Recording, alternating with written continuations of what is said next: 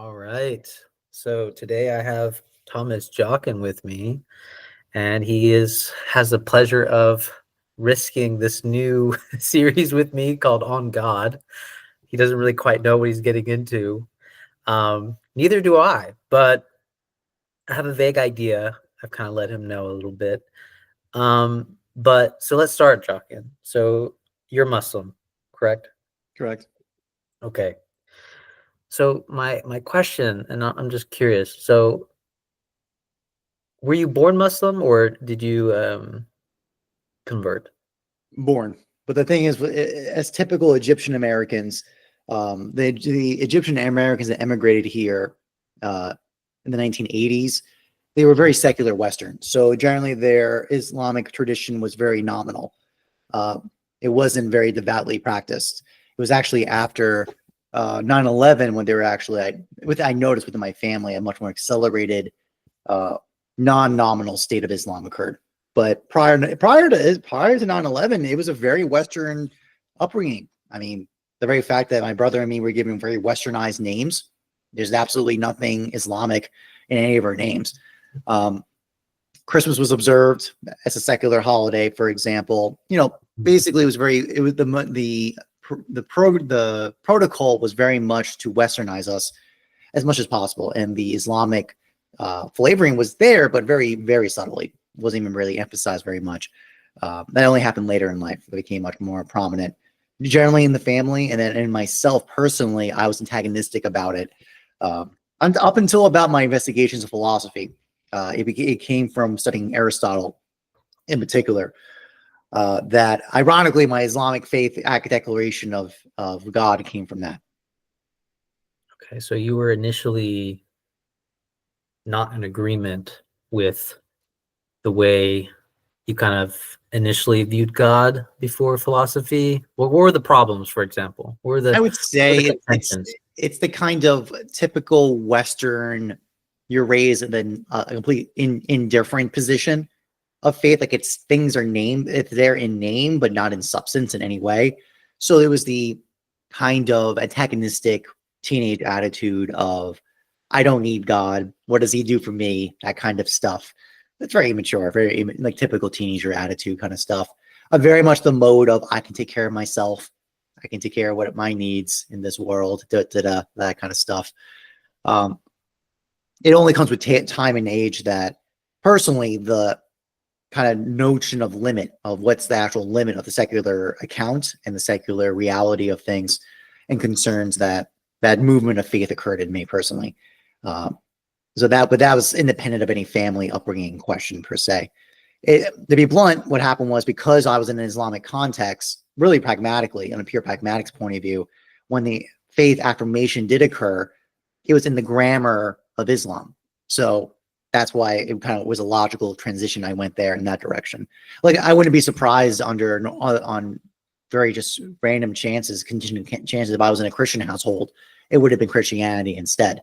And it's actually interesting. It was actually from Aristotle, or even Thomas Aquinas, for example, the 5 ways, that the general proposition of God being true and valid came to me. So these are non-Muslim sources, but it was the particular articulation of Islam came afterwards. And that correlated with me learning Arabic as well. Okay, yeah. I mean, I like this pragmatic point, because I think I realized this pragmatic point a little bit when I was Muslim for a while. And I don't think I've ever got to talk to you about this, actually. No, we never had a conversation about it. Yeah, we never had a conversation about it. So when I became Muslim, one, it's very alienating being a convert. I have to admit, it's very alien being a convert, precisely because where I was at the time when I converted, I was in Kentucky. I noticed it was very ethnic based. Yes. So that's one thing. Now, they did a very good job of reassuring me that, Islam is not, it's not supposed to be an ethnic religion, right? It's supposed to be for everyone. It's supposed to be welcoming to all. But culturally, and this is where I kind of learned to delineate the difference, but it was still hard, is that culturally people were still behaving as if it was ethnic, ethnic, ethnic. Yeah. And so for example, like one of the problems I ran into was when I became Muslim, I'm supposed to, like, the traditional approach is you're supposed to find a wife, right? Like this is the half completion. This is the completion of your faith, actually, right? Like finding a wife is the completion of your faith. It's the other half of your duty, basically, if I'm understanding that right. Well, that depends on what school. I mean, that's the thing. There are cultural. Yeah. There's That's true. school dynamic, the cultural dynamic. I'm not disagreeing with that proposition. Yeah. I mean, I'll tell you in Georgia, point blank, like, because I'm Egyptian Muslim, there is that absolutely is a coloring. It does occur. You go to different mosques, they have usually a kind of cultural nationality coloring. It's very Orthodox. Like Orthodox Christians have that charge against them. A similar dynamic. That's a reason. I think that is very reasonable. That Islam, in its effect of how the mosques or the mesjids are organized, they will have a cultural, social, nationality coloring flavor. That is like it's. I had a conversation with my mother about this when I moved down to Georgia to teach. It's generally Indian or Sri Lankan backgrounds in the mosques, the mesjids around my area. Really? Wow. So the coloring and flavors are different, and generally that does correlate with the schools. Obviously, if you're Saudi, those schools, right? Versus Egypt or Turkey, and that's not even talking about the Shia Sunni distinction. This is simply that's right. On just even in Sunni, there are the four major schools, and it generally does correlate geographically. And there's accounts for that. Generally, the ones that are closest to Mecca and the generation of our prophet have that school, and then as you got further away, they didn't have direct contact, and thus their jurisprudence is generally more abstractional, more generalized, and not particular. So these do have national geographic consequences. So one of those is the question of marriage. That is one of those points. There are scholars. There's issues about that. Some scholars in Islam do say that's a mandate that all men must marry. Right, it's part of your mandate. Other ones, then not necessarily. Yeah, I mean, because like I know I definitely fell into a Sunni organization, definitely, but the way they like to talk to me about it was, not to concern myself with the divide as such, but it was almost like, I'm not gonna say like a lie, but it was hard to deny that there's obviously very clear differences. Because if you did see a Shia Muslim, you'd be like, why is he praying differently? Yeah. Right. Like, so it was almost as if to say, don't get too preoccupied with you being Sunni. Because I know at the time when I was converted, like I know their aim was very pragmatic with me, which was they just wanted me to do the basic stuff, right? Don't get caught up in too much of the dynamics that could distract you and prevent you. But unfortunately, I think it was kind of inevitable. Mainly because I remember I was talking to, I was like trying to talk to Muslim women basically. And a lot of the contention was just like the fathers wanted me to speak their language, like to literally have their native language and even like be their ethnicity, which some Muslims would say like, that's not how it's supposed to go. But like culturally, that seems to be the favor, and you would understand why that would be the favor, right? Like cultural differences are hard on a fundamental level. Yeah. And so I understand why even Muslim parents want to be pragmatic and be like, yeah, I mean, you're the grace and everything is supposed to go to the convert, because he's a Muslim, but at the same time, just the differences for some families were just like, no, it's too great. Just like, it's too great. Just no.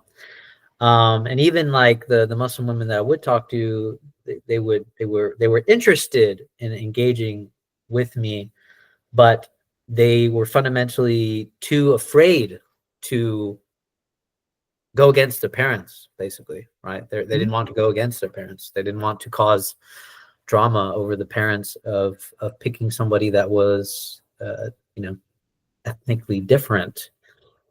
Which again, a lot of Muslims, like some imams would be like, that's not the right answer. That's not, how it's supposed to be. It's supposed to be, the father's supposed to be like more generous and, whatever. I don't know what school they're coming from in this particular topic. But yeah, anyways, I just kind of, for me, I think it just became pragmatically impossible to actually be a Muslim, I think, in my opinion. Yeah. And I think I started realizing like, I think it made more sense to actually go back to my Christian roots and like look into that deeper, right? But I don't regret becoming Muslim because actually I ended up appreciating a lot of Islam. It actually it's like opened up why I love religion, actually. And it's funny because actually the only religious text I've read all the way through, actually, is the Quran. Mm-hmm. Right? It's the Quran. I've read all the Quran. Haven't read all the Bible. I think I've read like the Dhammapada, which is like a Buddhist text, but there's multiple Buddhist texts. So yeah. But this issue of pragmatism, which is funny because I think most people would kind of like hesitate about, should we be pragmatic about our decisions with religion? Aren't we just picking and choosing? Oh, of course. Right. But there's some real logistical issues. There's some real logistical issues, I'd say. Yes, and this is generally why the converts considers this a very important state. The reversion back to Islam, right, from an Islamic point of view, the reversion back is so critical because of this exact point, is that because of that bias, basically naturally born Muslims have an advantage. That's the claim. That's the basic acknowledgement, right? Because you're born into it, you don't have to go through the personal choice option that Abraham had to do. Abraham had to make a call to basically break from his family tradition and to follow basically Allah, right? So that when you're born into the faith, you don't have that problem.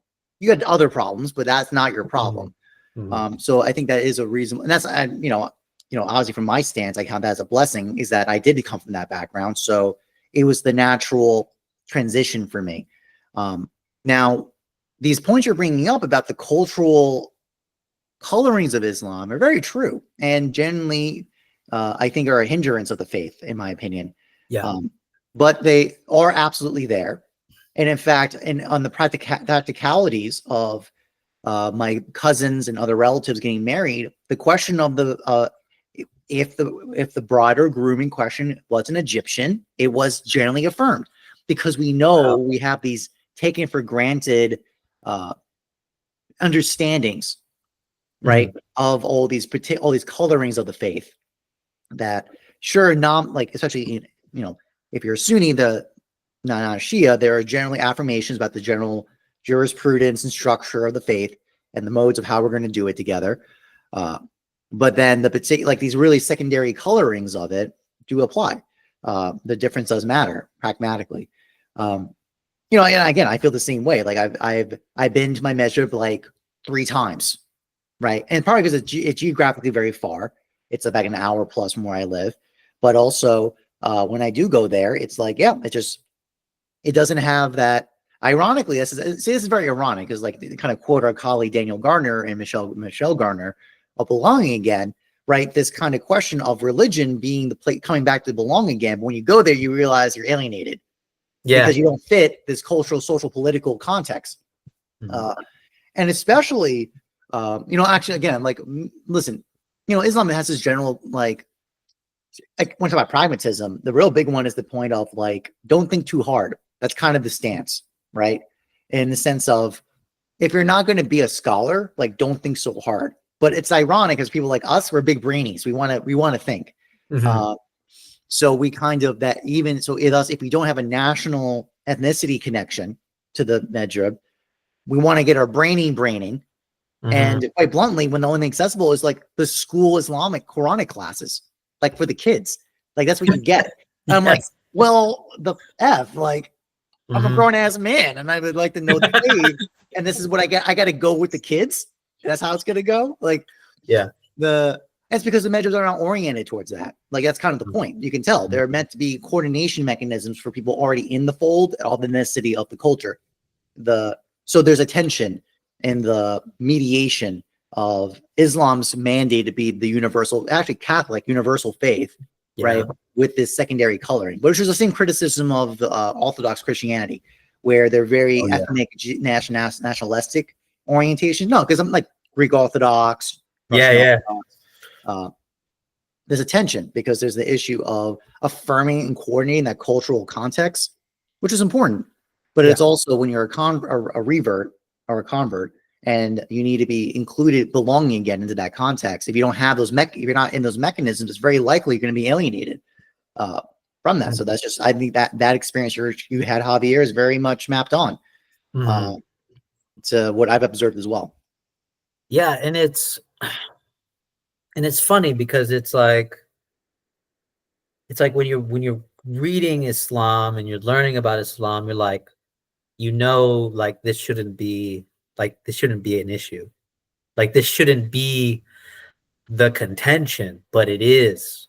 Like, like people, even like the imams, like I was around, they would like preach and be like, brothers, like sisters, we need to like, be more open-minded and stuff like that. But like they understand, like it's a cultural ingrainment, habituation, and like, because they understand like what's being done in Islam is like there's a cultural problem. There's a cultural problem. And that also makes it hard to talk about Islam, even as a convert to other people, because you have to make a dissection for people, and people don't actually like this, because you have to make a difference between saying, and like, there's a cultural version of Islam, and then there's Islam, right? And for people, they don't see the difference. They see what they see. Yes. And so, for example, like the issue of the subjugation of women. Yeah. Right. Like, I always just, like, ever since I became Muslim, I had fervently disagreed that the hijab was supposed to be the symbol of the subjugation of women. I was like, that's wrong. That is actually literally false. That is not what the interpretation of the hijab is. The hijab is supposed to be literally the symbolization of the piety to God himself, right? But culturally, there is a culture of masculinity around the hijab where they tell women to put it on, to don it. And that itself, now that's something that like that comes into a theological issue of what liberals would contend with, but they see that demand from men as the subjugation to men. It's right, and that's hard and dicey, right? Confounding their two different properties. So one is the nature, the interpretation of the hijab as an object of faith, right? Versus which is true in some schools, the general orientation of guardianship of men over women. Yes. That's what their contention is really about. Like, and then the hijab is just the touch point for feminists to make that point. What they're really getting at is the point of, technically, under the guardianship model, that a woman is under the guardianship of her father until she's married, and then it transfers to the husband. And those individuals have the mandate, responsibility to promote and protect that woman, which includes that basically, based on interpretation, maybe even include the expected demand to wear the hijab, for example. So that's where the content. So that's the problem. The problem is it's not the hijab itself per se, because if you read it in our model, it's a sign of piety, and we can, in our apologetics, we always just point to the Christians. They have quotes, they have Bible citations on the exact same point. Yep. The Orthodox, the Catholic Church only after 1970, when that was removed as a mandate that women had to cover to go into the church. The Orthodox still have that mandate that women cover when they go to the church, for example. So we would use apologetics like that, but that's what's going on. Really, is the questioning of the social order of the guardianship model. And those critiques are reasonable because that's true. It's just not the hijab per se. It's just but the general model of guardianship. of men for women. But that leads to, but always at that time, though, it always, using our apologetics, we'd always point out women were always giving protective rights. So, for example, no, and I've had conversations about this that claim that we would force our wives or even our children to be Muslim. We can't do that. We don't have that authority. We can persuade, we can incur, we can try to we can do things to we have to do it's a motion of persuasion. It cannot be coercion. You can't do it. So there's like that example. Too. That's chronic too. That's chronic too. That's like in the verse. That's literally in the Quran that you cannot try to impose. You can only convince. You can only argue about it. Basically, I think that's how I understand it. Right. Mm-hmm. Well, and that's the point. Like that's a purview, and that's just universally the case. Let alone to your wife or your daughters, for example. And you have other rights too. And in fact, actually, one big one and this is a cultural tension with the Quran, is the issue of the bride and groom get to make the choice who to marry, not the parents. Some cult is sometimes in the cultures they transition to the parents are the ones picking. Yeah. Technically, that's not true. Technically, the real authority and judgment has to be concluded in the bride and groom. Obviously, the parents have a right to have opinion about it and to give advisements about it, but technically, they don't have the real authority. So, just to give you a point, there is a general. One could have a conversation about the social political ordering question of groups, right? That's a larger point. But anyway, so I'm tangenting on the point. Like, it ain't about the Quran, it ain't about the Hijabs. It's about everything the Hijab represents, or kind of parallels from there in the background. But you are showing such a huge discrepancy between a Muslim knowing their religion and then the cultural kind of automatism that is conducted by being Islam, by being Muslim. And I think like that's the hardest conversation to have, even with just like a normal person that's not Muslim, person that's not Muslim. That's like the hardest dissection to make, because they're just like, all I see is Islam. This is what Islam is. This is what it looks to me. This is what's happening. And there's a part of you that wants to be like, yes, that's what's happening, but also there's just a huge discrepancy in knowledge and like critique or perhaps like on the level of like theory and theology about Islam in general, I think. Mm-hmm. And this is like also like frustrated me as a believer, which was like, it was like I feel even more alienated, right? Because you're just like, not only am I a convert, but also at the same time, I understand a lot of the nuances that some Muslims take as like cultural givens, basically. Yeah. And that can be really alienating and destructive in kind of ways that I don't think they understand sometimes. And then that kind of justifies like the liberal ideology, right? Like it just like affirms it for them without much sophistication of thought, I would say. I'll be curious what you think.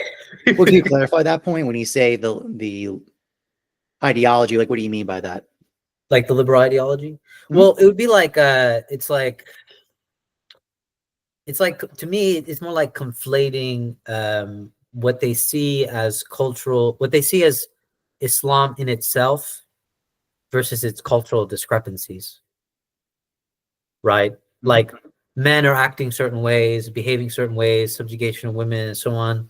And it's like, as you're pointing out, there's a lot of nuance to those kind of claims in the Islamic world, right? Like there's thoughts of schools, there's disagreements, there's the Shia domination, and there's actually more denominations within Islam itself that are also subjugated as not within Islam, but they claim to be a part of Islam. So those are other problems, but it carries too much, to me, it carries too much nuance for someone to be confident in saying, this is what Islam is, and this is why we need to stop them. Yeah. Okay. So under that, I see what you're getting at. Yeah. Well, there's two parts of that. One is definitely one. It's so most of the medribs are basically coordinated around those immigrant communities, right? So it's generally like it's space for like the first or second generation immigrants, especially in the West. So it has like Islam in the West has a state of kind of these are encampments for coordination of the immigrants.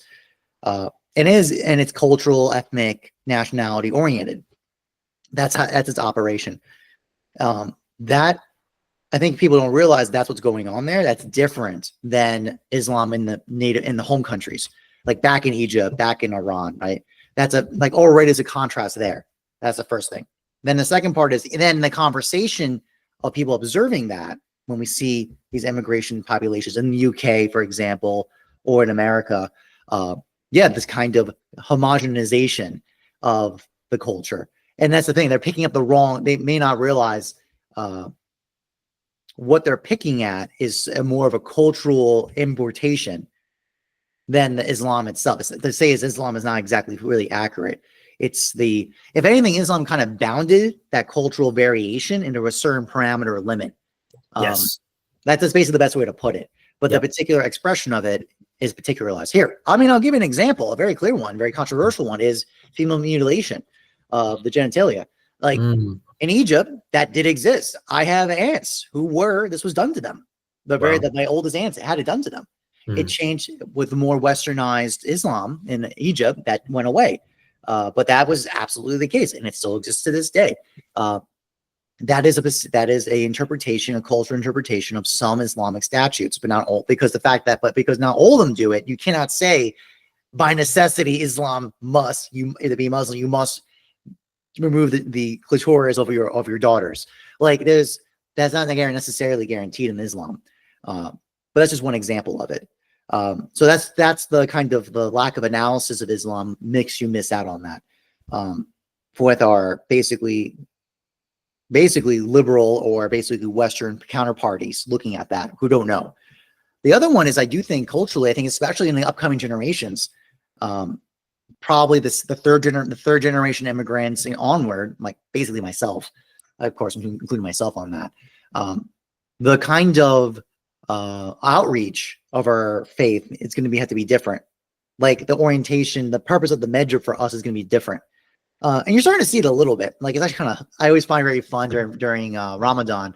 The videos come out. This UK the UK especially has a really interesting flavor of Islam happening where it's like hip hop culture got mixed with it and it got expressed in a very particular way. So for example, it's people laugh about it. It's like this guy, I have to, I was saying like after basically it's like, it usually shows around during Ramadan time, but this guy's like, my salah every day. Medrib, never missed it. Like it's just like it's incredibly like hip hop flavored, but around the content of being faithful, right? Doing the kind of cultural, the kind of norms you would expect around being Islamic, but through hip hop culture expression, and specifically UK edition of it. So generally, these tend to be Indian, Pakistani flavors of it. Tends to be the case. So I find that interesting, but also I'll be honest, like in terms of the Islamic thinkers I'm most interested in are usually the reverts that are English, American, things like that. Like it does happen that way. So I think that's probably going to have to be more and more an important, really outreach program to kind of prevent this kind of alienation effect. But partly what I'm saying, like I'm not surprised that's the case because the purpose of the medrib and everything around that is not really for reverts or for those who are nominally Muslim but in secular environments and then are coming back to the faith later in life. Not really for us per se. That's not their intention. That's not that their utility or coordination properties are for. So that's unfortunately a reality of I think that's played out. That's a missing gap. I definitely see that. So yeah, I mean I like this because you're basically saying like there's a coordination problem within Islam. And this is and I've been talking about the cultural stuff just to get to this point too, which is now what does it mean when we talk about God? This is Of like course. this is like the $1,000,000 question, because most people, because this is the attack, right? This is the understanding, right? Our cultural givens is what people understand about God. How do we delineate? How do we discern? How do you discern as a Muslim? Distinguish between cultural givens, a cultural God, the cultural God of Islam versus the God of Islam. So, I mean, generally, we would usually do things like basically like, for example, a good procedure is the study of the divine names of God. So that's generally one of the ways we can come to an agreement, or we can come to point to what we're referring to. So by studying the divine names, the 99 names of God, that's a good scholarship. Like my nephews, like my second nephews, yeah, it's basically how they come to know that. And because those are generally, now those are within the Sunni tradition. I haven't really looked in this in the Shia if they have. I assume they must have something similar. That is usually one of the ways we can coordinate. There are two, so that's one way, right? Then the other way is basically our creed, right? That and generally this was like Al-Ghazali had addressed this point, was what is the criterion of being Muslim? What is it? With all these diversities, how do you do it? Generally the agreement, and this is kind of mimic to the Catholic position, is there's a creed. There's a universal creed that must be affirmed for you to be Muslim. And it's a little more sophisticated than just saying there is God. It's a lot more than that. But that's the bare minimum requirement. But it's not very sophisticated. It's like not that much. It's something. The existence of the Last Judgment, that there are angels, or prophets, or as Muhammad, etc. Like, but that's only gets you a rough parameter of outline. That's it. Doesn't give you much else. The divine names give you more, so you get more understanding of the attributions. But that's actually very difficult, and generally something that is talked about. But as it's said, your degree of faith or like practice in the faith will reveal more about the names. Like, we're there, and you might get a general understanding. So what is it to be the most just, the most loving? Obviously, that's good enough. You can tell a child that, and they'll get a certain idea. You can give analogies to point to that, but the real penetrative depth of that statement comes much later, with deeper understanding of that name. That tends to be I find the best answer to that question. It's the best you're going to get. And then obviously for me, like the big project for me in the long term, this is going to be 10 years from now, because I have to go through the proper training to be able to do this, is basically the Quran is a piece of art, is the exemplar of the beautiful, in the sense that as a work of art, it is actually a perfect miracle of God's greatness. And basically that is our proof and reference of God's existence, and the justification of the faith is in that book. But to do that, you must know Arabic. That's kind of the point. Yeah. That's the catch. There's just a translation alone will not suffice. Like, there's the miracle of it is, and it's not only the phrasings that are said, but the multiplicity of meaning embedded in the structures of it. And actually, quite amazingly, if you take the account seriously, that that these statements are being made. This is the idea of the eternal Quran. So in time, this text was presented that both responded to a particular circumstance the prophet was presented with to respond to, and yet also was the internal message at all times. So what's being spoken is basically spoken both in terms of a present particular moment and a universal claim at exactly the same time. And in the language, it actually gives you both at exactly the same moment. So any statements being made and citations being made both answer the direct prompt or provocation that the prophet is being presented, as well as a universal claim that could be read at all times. But it's only revealed through knowing Arabic. So that's a super long project. But that, at best, that gives you also a quality about God, right? Basically by seeing his work, which is a general like natural theology tradition, right? We know God by knowing his works. So that'd be one from an Islamic point of view, a perfect exemplar of that. By studying that work of art and via the mode of beauty, we can come to see his greatness and see the attributions. Because also the divine names are generally from the Quran. They are attributions. We can only give attributions given by the Quran or stated by in the Hadiths explicitly about God from the Prophet in particular. Correct. Yeah, I mean,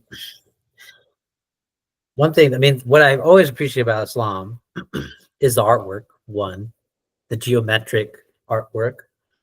But then also how you can take the words of the Quran as artwork. Yes. It is art. It can be art. It is art. That you don't see that quite as often. I mean, rarely do you see that in the Christian tradition. They use images. Now, Islam definitely has it as sort of against images sort of thing. Yes. But I think this is such a wonderful limit because, I mean, if we didn't have that limit, then it's like we wouldn't have this beautiful architecture of taking the Arabic and transforming it into art. Like, I just always appreciated that. You know? I mean, that's part of the point. It's like the real proof of Islam is in that fact that it's actually an argument of beauty, in the sense that the Quran is a perfect example of something that is like the beautiful because it goes beyond the true and the good. It's something beyond it, and that the challenge always made about no one can reproduce the Quran when most people don't realize what we mean by that is that the language that is being chosen is done and structured in a very particular way to hit both a functional intention, its fact, have a pointing of truth, and to have beauty all together. That can really be only articulated when you know Arabic, because you can understand kind of like, how best to put this, someone who's blind can be just told about a painting, right? You can describe it to them. You can give a summary of what the painting's about and why is it important, but that not seeing the experience of the painting cuts you off. Maybe the analogy is that basically a person who's blind, it's similar to not knowing Arabic, to really understand what the Quran is basically about and what its significance is truly about. And it's not to say that the Bible, the Old and New Testament, do not have moments of beauty. I think some of the lines are quite moving, and they're very powerful narrative. So there's some great points about it. But the magnitude of what we're getting at in Islam is like higher orders of magnitude, even what those books were doing in terms of artistic generation with the work at the same time. Because even things like, as you know, the cadence and speaking of Arabic is also embedded in the text. So when we have a proper Quranic text presented to you, you're being told with instructions, with interesting variations, by the way, how to lengthen words, shorten words, when can you stop, when you can continue. This is all structured in the text. Now, this is quite powerful and beautiful that could be done. It's a level of sophistication that one would not expect if you didn't know Arabic. Yeah, I mean, like that's the thing that I was kind of blown away by, is like when they talk about the earliest Quranic text, right? It sort of had gaps where it's like it didn't have the vowels attached to the words. And this allowed for a kind of almost abundance of meaning a little bit, right? Yes. Yes. But that's a very purposeful artistic move, in my opinion. And it's partly because of the structure of Arabic itself. So, for example, so let's say, because the way it works is basically what's usually drawn explicitly is the consonants, not the vowels. Because the way Arabic works, like for example, kitab, right? So normally the base structure would be ka, ta, and then ba, right? Those would be there. But the vowels you add in change it from book to place of study to scholar. Like that's what we're getting at. So what happens is, so this relates to, some people get confused about this, of the multiple readings of the Quranic text, is that there are cases and places and times where the vocalizations change, but those transform from book to scholar, right? So there's a kind of an association, a web of association. What Arabic has that structure built in it. So it's not just like random completely. It's the fact that there's vocalization transformations. There are about 7 in a lot of places. Sometimes it's 10, sometimes 7.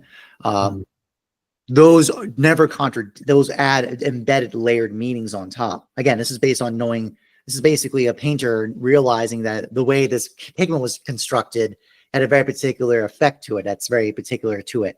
It's that if you don't know painting or pigments, you would not know that, understand that. Yeah, this is like in reference to the dialects, right? The way you can pronounce it, right? The dialects of it. Yes. It's funny because I always hear some Christian apologists be like, "Oh, they're talking about multiple gods because they have multiple." It was insane. It was insane. Well, no, I mean, no. That was a really basic one. That's not even that. I've heard that. I've heard that claim. Oh, you've heard that one before. Then you know what I'm talking about. Because you know why? Because because in the English translation of Arabic, a lot of times we verily incur, like this we showing up. So thus, they usually then will associate it to legion from the New Testament, where remember that Jesus is drawing out the devil, a demon out of a person, and they go, what do you want with us? Like it's a pluralization effect. So they're saying, aha, that's demon speaking. That's not God. But they're not realizing that we is the royal we. So meaning it's a singular, it's the way kings would speak, where they're saying we as a royal I. It's the royal we, meaning I. It's a singular, but it's presented as a we. Then I realized that's a very basic one. That's like a very straightforward. Yeah, I've never heard of the royal we, but I mean, I knew they were wrong. But okay, so all right, so now that we talked on some of God, I'm curious on your response on this, because I recently watched a video about a guy saying that he couldn't believe in God because it was a dishonest position, because of just the way reality is.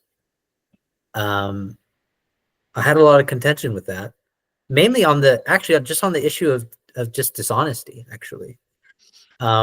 Mainly because for me, it had to do more with, to me, there's always going to be disagreement with the way the reality is. That's fine. But my contention was actually on the dishonesty part, because it assumed that he could be an honest subject. And religions notoriously, I would say across world religions, have said that the subject cannot be the one that is honest. Yes. In general. Right? That's like the whole point. You cannot be an honest subject. Why? Well, Christianity says mortal sin, the fall. Buddhism says nirvana. I mean, not nirvana, Maya, right? This illusion, right? Illusion. Islam has a similar consensus on this idea of like you have your nafs, right? You have your nafs. So you're not a trustworthy subject.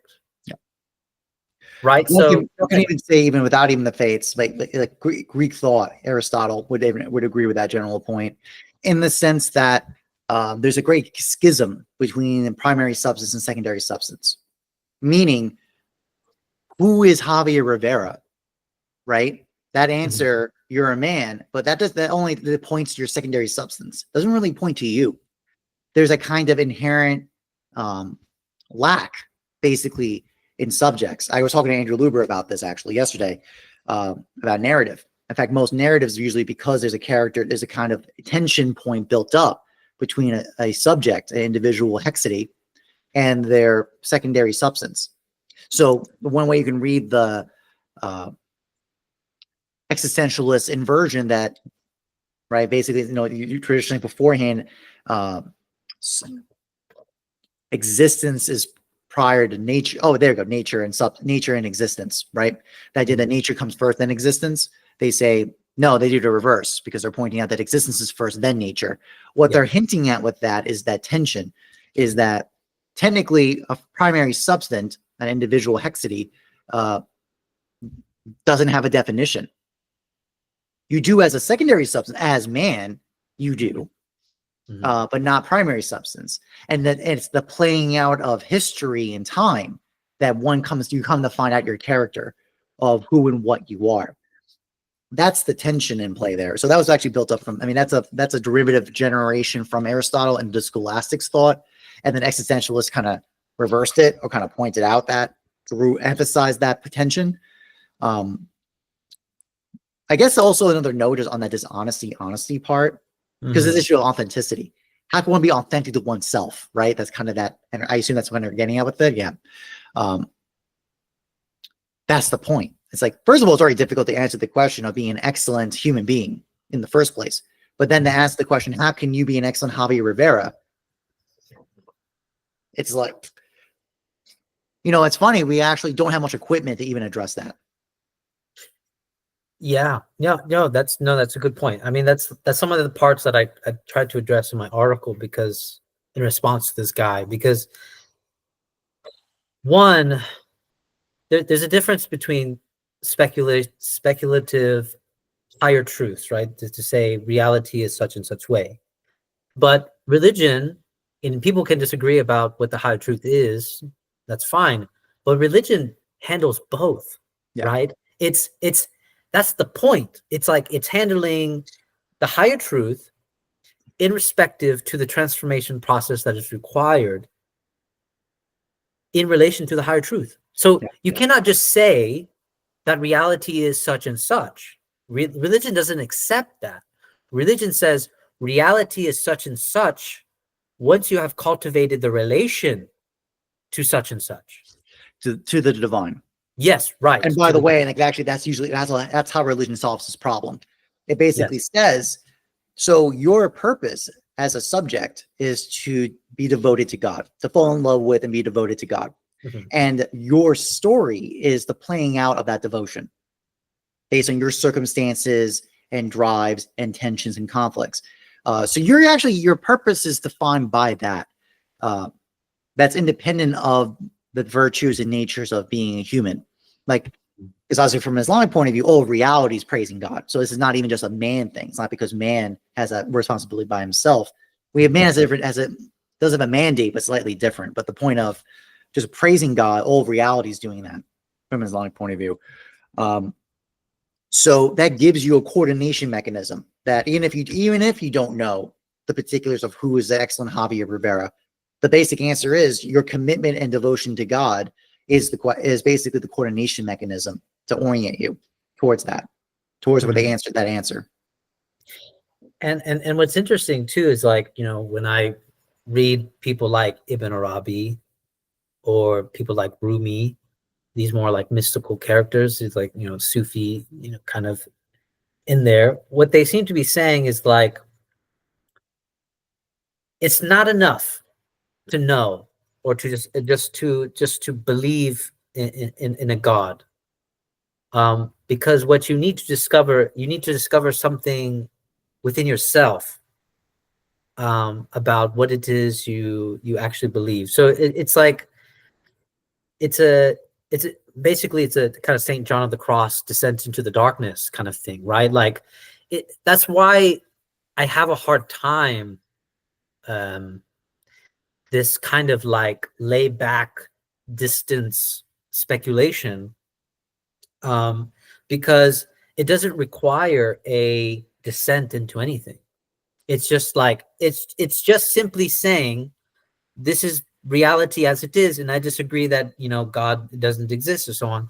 But like to argue that God exists or doesn't exist is almost like not the point, because in some sense, yes, you have to accept a proposition, a faith proposition that God exists for you to go on to the journey. You have to start somewhere. But there is a more fundamental realization in this process that one must undergo to actually fully understand the proposition that God exists. And like that's really my main gripe, is that religion sets itself up as it cannot be simply a discursive disagreement. You actually, unfortunately, it's not a matter of just pure disagreement. You actually have to dive. You actually have to dive into it. You actually have to go through it to even and then come back out and say that it is false. Who does that? Whoever goes into it as a kind of like full dedication. and comes back and goes, you know what, it's false. Jesus Christ. I mean, that's the greatest terror, actually. For anyone of faith, that's actually terrifying. To go, because what you're getting is that it's the inner penetration, right? Yes. So this is the strike of beauty. The reason why Daniel gets so worked up about it, OG Rose gets pushed on this, because I agree with his whole point, and it's generally the mode of love, right? The mode of love the aesthetic experience is supposed to be a penetrative intermixing of the outer and with the other with the self, right? And that's what God demands of us and what's required. So yeah, most traditions will have some apparatus or some discussion about that fact. In Islam, actually, one of the favorite examples, it's Hassan. It's the basically modes that there's Islam and then Imam, and then there's Hassan. Hassan transforms as beautifying. I talked before about this. And it was really fascinating is actually the description of it. This is the Hadith discussion about the modes of the faith. It's to conduct oneself as if the beloved is with you at all times. And if you cannot see him, if you cannot do that, then to to imagine that he is with you. Very fascinating. That's the angle about it. So it leads to a kind of intimacy and awareness of someone with you.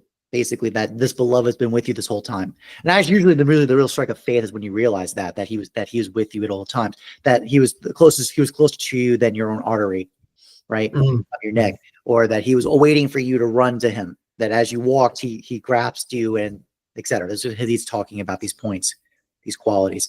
It's very much a kind of real commitment of the self has to fully plunge in. You have to jump into the water, to use that analogy. You got to jump in that water. You can't just be at a distance with it. And to go, we're in an interesting state because we're in this kind of like, it depends on what part of the world you're in, but in general, a lot of people come to this kind of secularized indifference where we just have the names and the general abstractions. We don't have anything really concrete anymore. So we're in a very particular, different culture than before.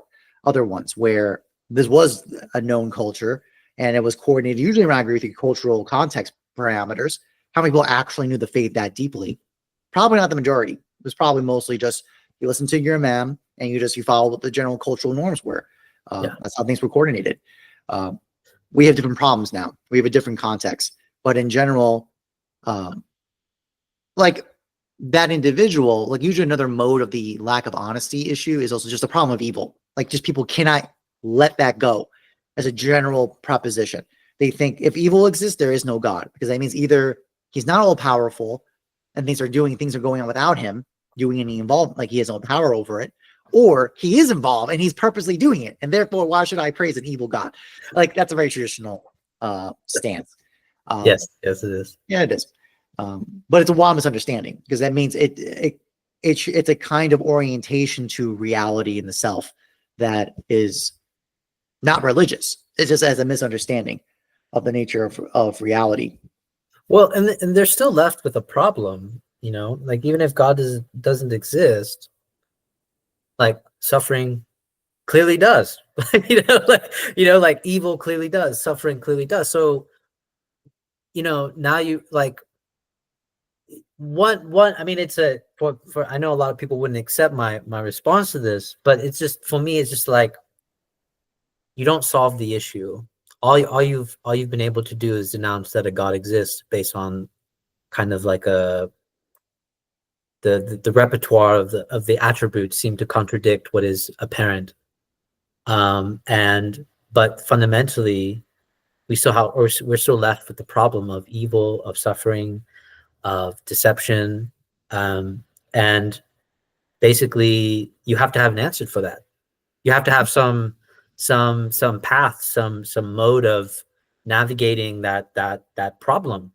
And my argument is, historically, religions have tried to answer this problem. How do you navigate this issue?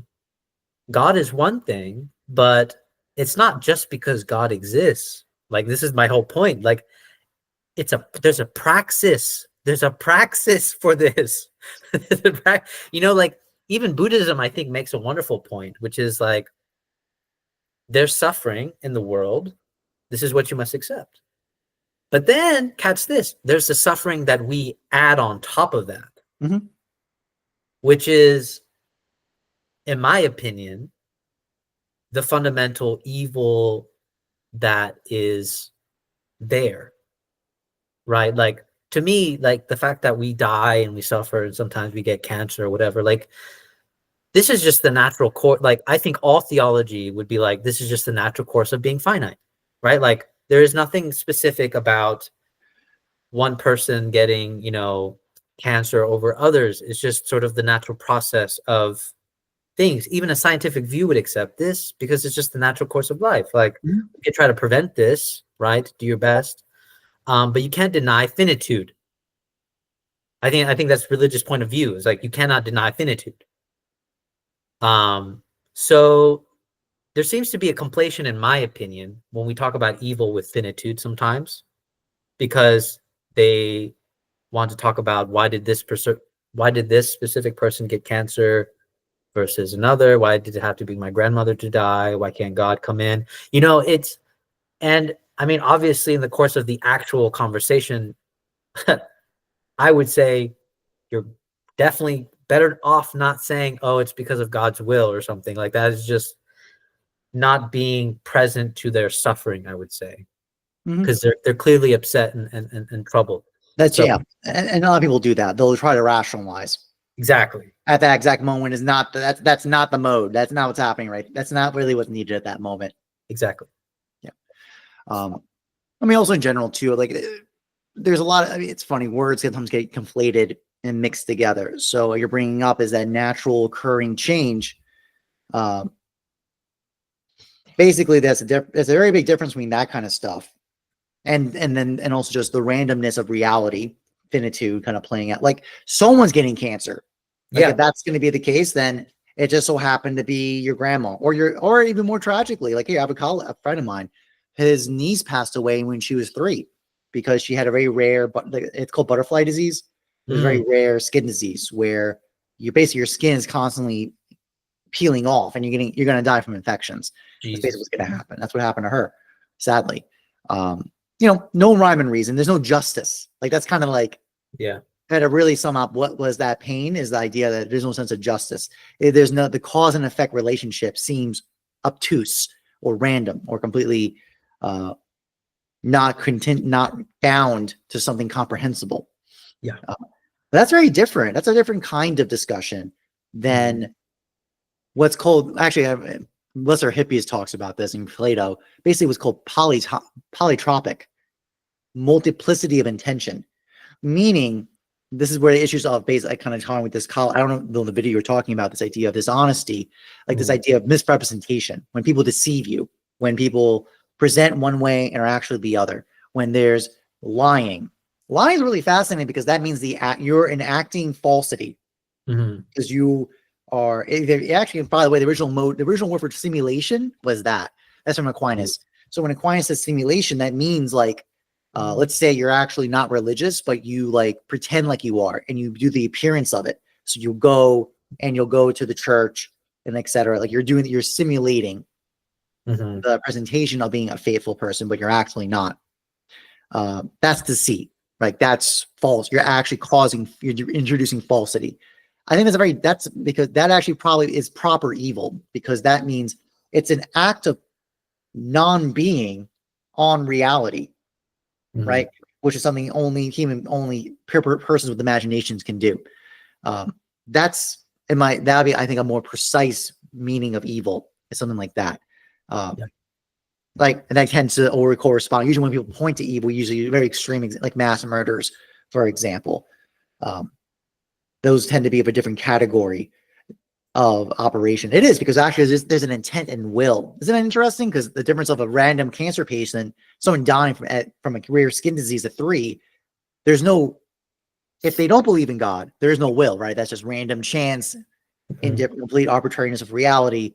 But when a will is doing something to enact evil, that's a very different operation now, isn't it? Uh, Mhm. I find that's a much more interesting distinction, separation when you think of it that way.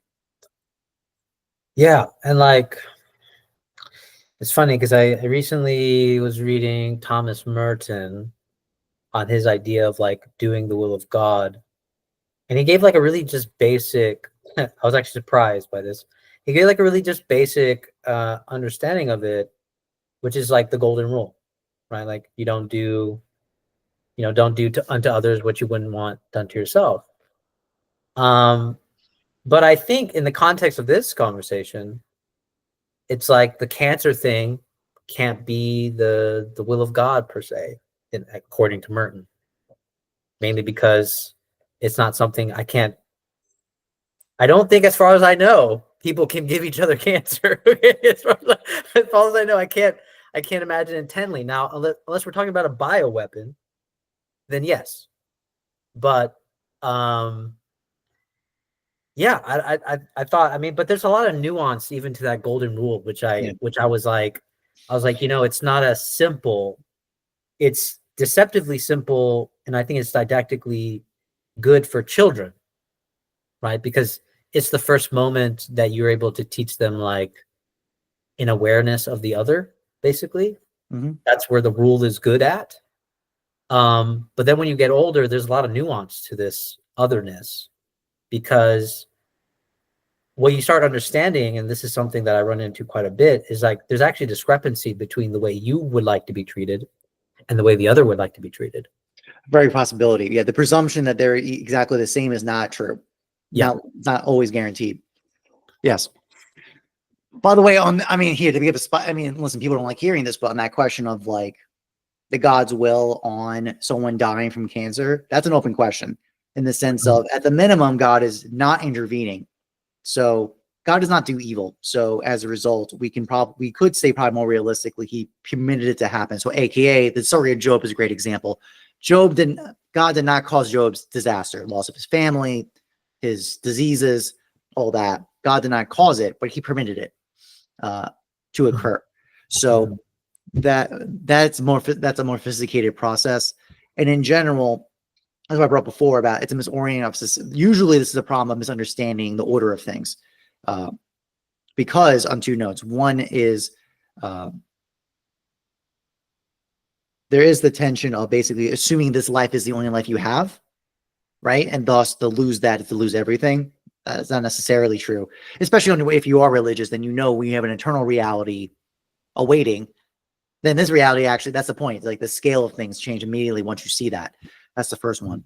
And the second one is usually in religious terminologies or frameworks the question is not that the evil happens to us. It's how we respond to it, how we respond, and how both to us directly and those who care about us respond to it. That's actually a very important mark of virtue, is because evil can befall even the most virtuous a person. But Aristotle's line about this, I closed my lecture series about this on Plato and Beauty, is the idea that even in misfortune, virtue shines forth with dignity and glory, even regardless of being crushed and maimed. That's generally how we would religion would respond to those kind of points of how to address that question. Just want to point that out because I don't think it's very clear, because that would cause some confusions if we don't address that or acknowledge that point. But the other part of the relation, like that tension about what not to do unto others, what you would do like to do to yourself. Yeah, I think that's a huge one, because I was just talking to a friend of mine recently where that presumes you are valuing the same things in the same way. Mm-hmm. That's not necessarily true at all. Mm-hmm. Mm-hmm. Yeah, because it's funny. I had a friend. He was like, I said something like, "This is not what I would want." And he's like, "Well, this is what I would want." And I was like, "Yeah." Like he caught himself. I was like, "Yeah, that's right. This is what you would want, not what I would want." Right? Because he was thinking he was treating me like he would treat himself. And I was like, "But this is actually not what I want." This is actually not how I want to be treated. And so there's a lot of nuance to that kind of discrepancy of treating others, because, and I guess this is what's interesting, in my opinion. And I think this is why you have to make a delineation between like a false self and like a true self, I think. Because I would say like a false self, we can just say like are the sort of just givens that you are, the values that you think are a part of your identity and that you assume that everybody must hold or does hold. But I think the reason why, for example, like contemplation, prayer, this purging of the self emptying, allows you to be less concerned about the suffering to oneself, and to be less concerned about like I think this is my hot take, actually, unfortunately. I think it's actually egocentric to be concerned about suffering. Like, and I know that's a little too hot for people. But when you go into like Buddhist and like Christian mysticism and stuff, suffering is this showing, this revelation of attachment. Yes. It's a revelation of fixation. Yes. And religion is always, a good process of religion is always going to expose you have an attachment, you have a fixation. Just because you have an attachment or just because you have a fixation does not mean that the loss of that is evil. That is what I think is happening when people are talking about that there's no justice, that there is no, that my children died of cancer. It's this idea, it's this really brutal idea, actually, that it's not you that possesses anything. Correct. You are the one that is dependent. Yep. You are the one that's in poverty. You are the one that has nothing. You lack.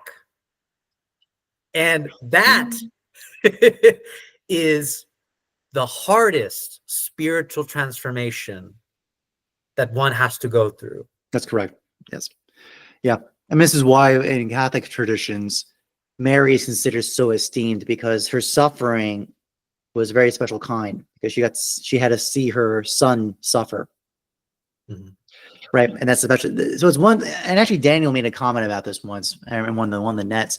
He said, it's, the question of pacifism is not that interesting when it's about you being a pacifist.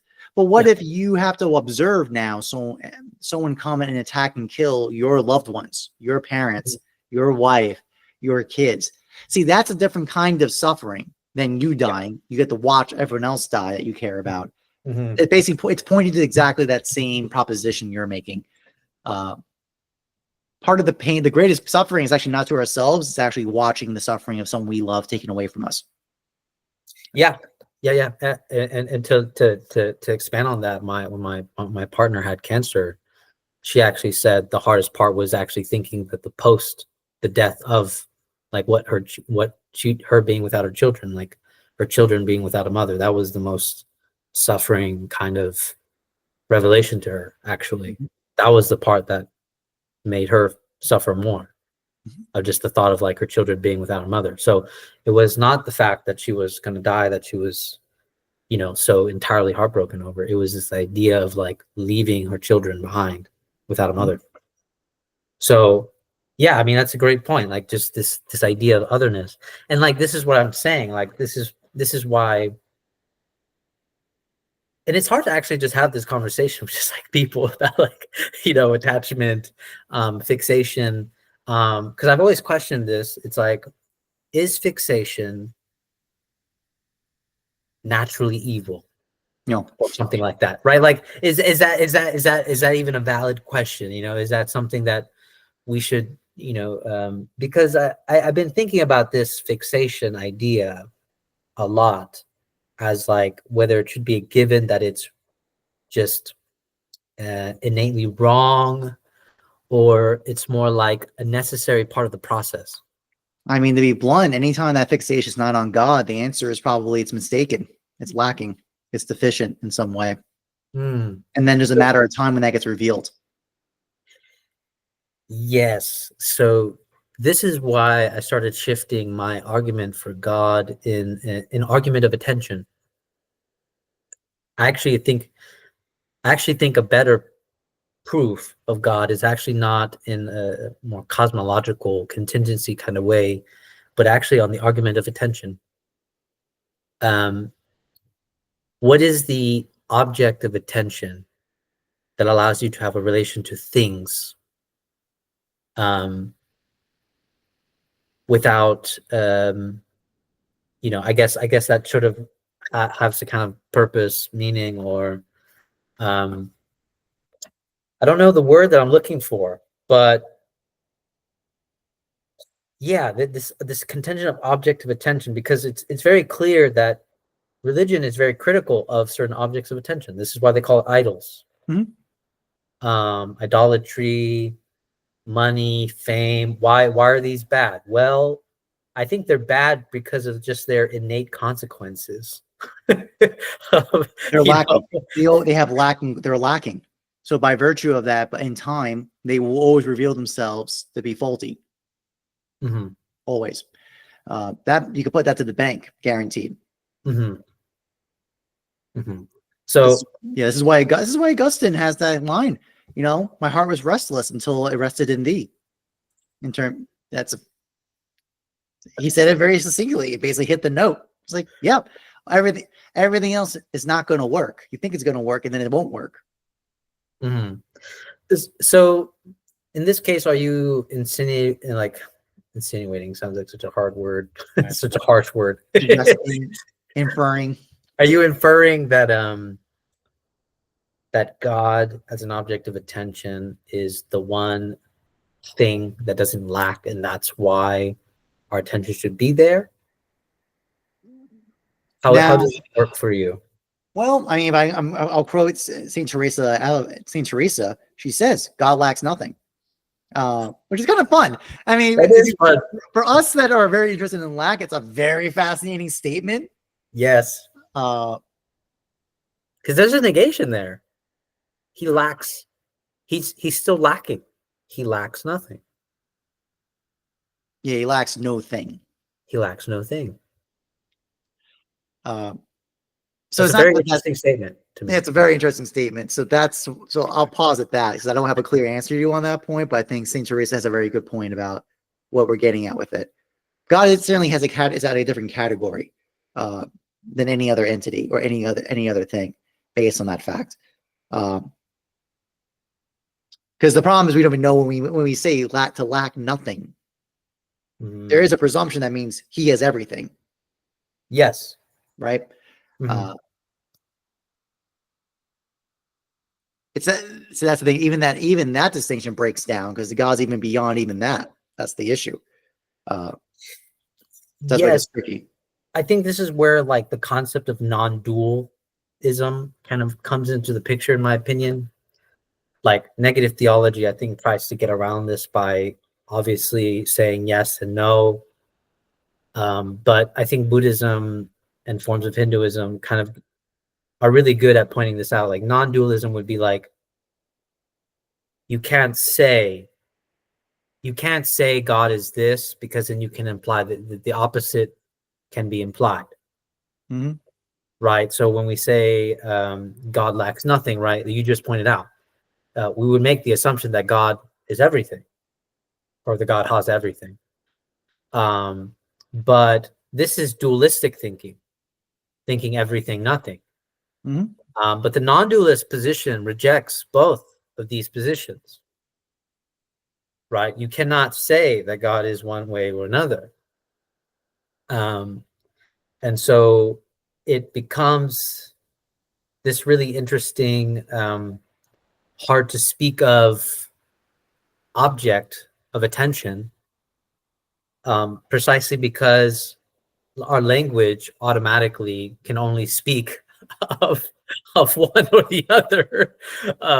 And so it's hard to speak on it. And I think many religious traditions understand, like, even if it's Buddhism, for example, I really like the statement from Avila, because if you say God lacks nothing, okay, Buddhism rejects God, but they talk about nothingness. Mm-mm. They talk about nothingness. Why? Because nothing lacks. What? Yeah. I mean, the closest we get to that kind of try to address this is language like presence. So the point is, because God is, we don't have a, what's the word? Basically, when we think the universe is God, which is, by the way, some people made that argument. It's not Pantheism. Yeah, it's like a pantheism, right? That the universe is God. Obviously, Christianity rejects that. Islam rejects that. Our language to address that point is to say God's presence is in everything. So what that means is that God is present in all things, but they don't exhaust God. Like God's beyond even that. So that's kind of a way to address that point. So like a mode of participation is happening. And in fact, that's the whole point, because then usually the mistake, the critique of ontotheology is basically the collapse being with God. So thus with being God, we have being because we are participating with God. So that's the argumentation being made. But that assumes then that is all being God totally? In one sense, yes, but not that doesn't necessarily exhaust God. This is why pseudo-Dionysus knows about the super essential God, the super substance of God. It's beyond any of these categories and terms. They can point to something, and the closest we got is this idea of presence to point out that I think a lot of people don't realize that the relationship with us, the creation and God, is not necessarily co-equal. It's not one-to-one. It's not a multi-directional arrow going in both directions. And really, it's really more. It is a lot of ways a one-directional arrow, for the most part. But with probably the exception of the glory of God. So the glory of God is shining forth through creation. So that's probably emanating back to God. But the proportions of return is much different. It's way lower than what's going in. But these points about binary language, it's a fair point. And the traditions have tried to work around it with some terms and concepts to try to dance with that point. But certainly not satisfactory, and not in any way that's really the full story. Yeah, I mean, if I'm bluntly, like, people hate that because they think it's a crutch, right? They think theology tries to crutch and saves God by saying, he's such an excess, it's beyond, kind of like our understanding, perhaps. There's just something fully other about God that is just an excess. And so language is insufficient. And so somebody that doesn't want to believe or refuses this, they're just like, yeah, this is a crutch. This is you trying to. And I think a part, like, it depends, right? To me, I wouldn't accept ever a total pathologization of an atheist critique or a psychoanalytic critique. But I do think there's a certain pathology of believing in God that is true. I do believe that it is true. Mainly because religion already exposes this.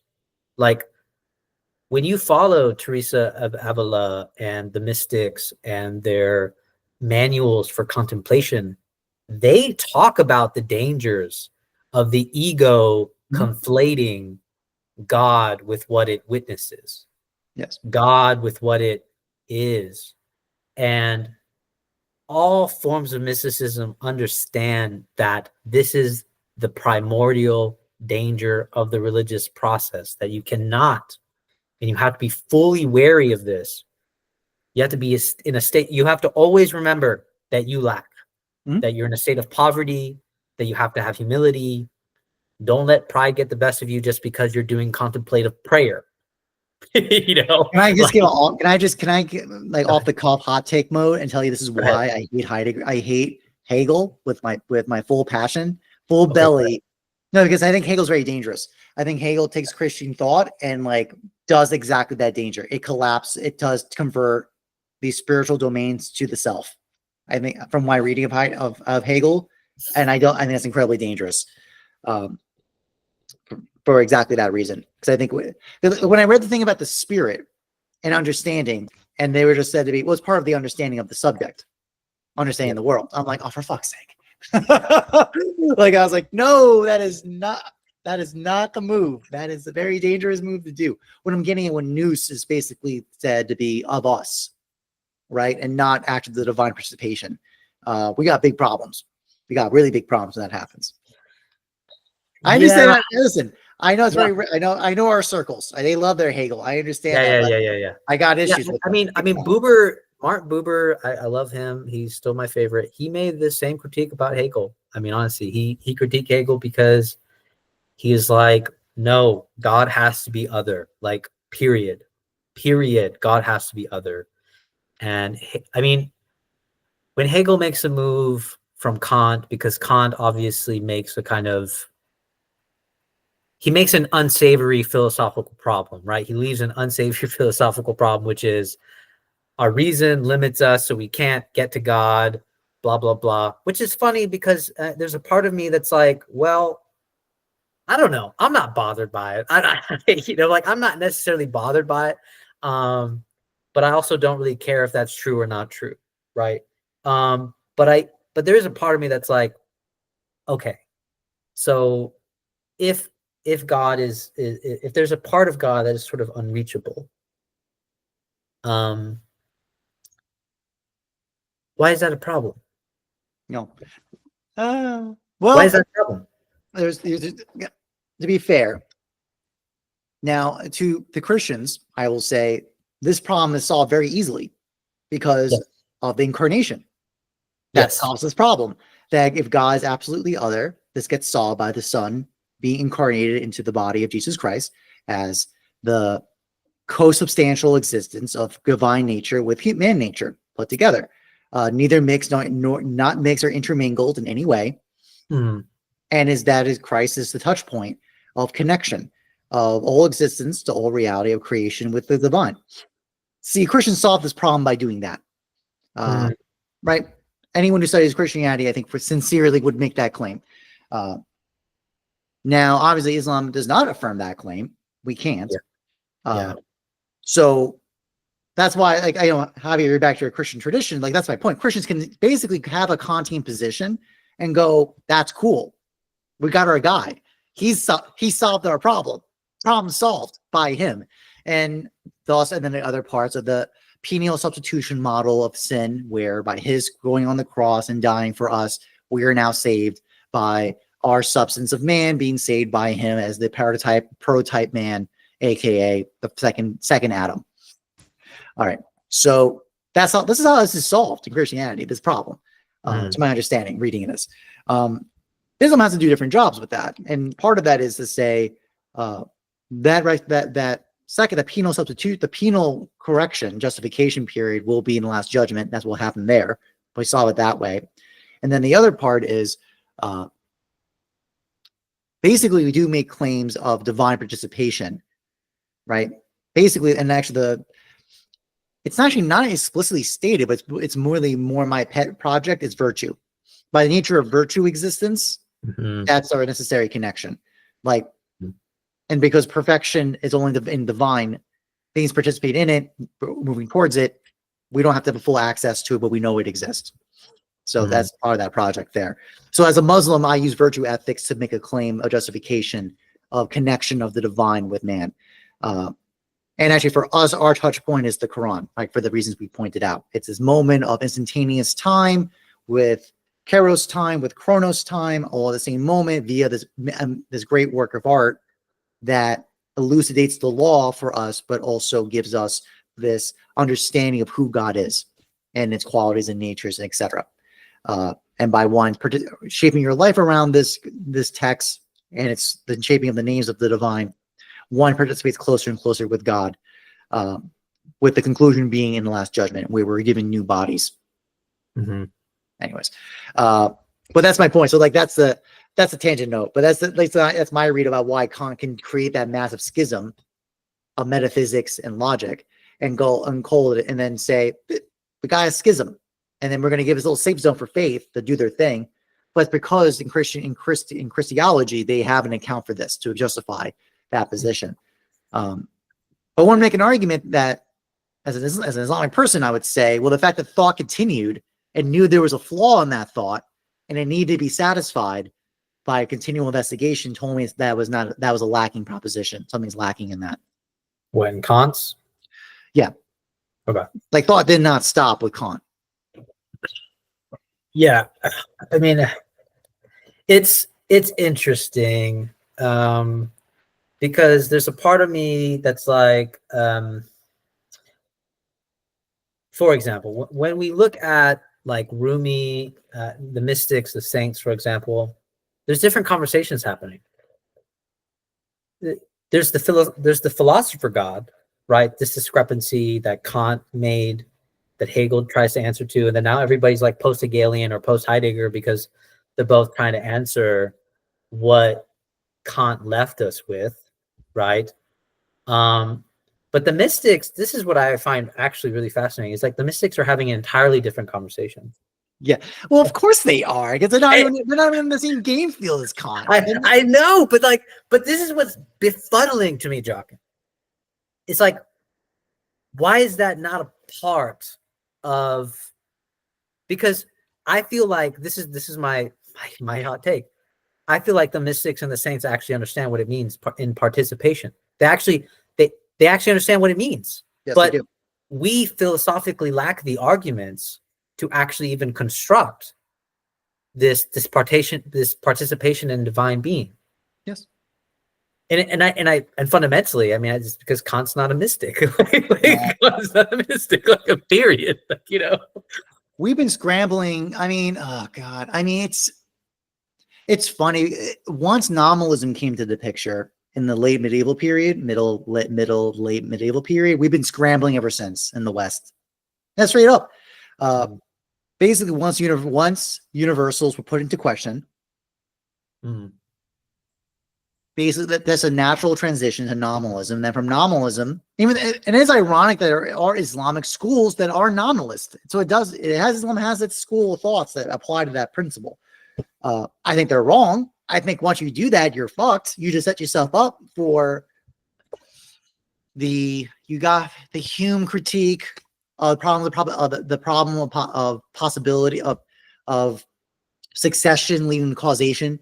You got that problem blown up. And then once that happens, now you just blew up basically inference from observation, right? To draw out principles, basically inductive thought. And then work our way through. Then we got ourselves some Francis Bacon, blowing up other arguments from Aristotelian scholastic thought. And then that's where Kant's sitting in context, right? And to address those problems brought up by Francis Bacon and Hume in particular, specifically Hume, right? But Bacon has some roles to play as well. Yeah, because that's the point. That's where in my mind, that's where the schism started, was at that point. You know, and I think the German idealists try to go back. They have a real interest in beauty. They really want to come back to try to get that mysticism energy or understanding. From what I've read about them, I don't think they succeeded, in my opinion. Why that is a larger conversation, but I don't think they succeeded because they were operating on a post-Kantian model.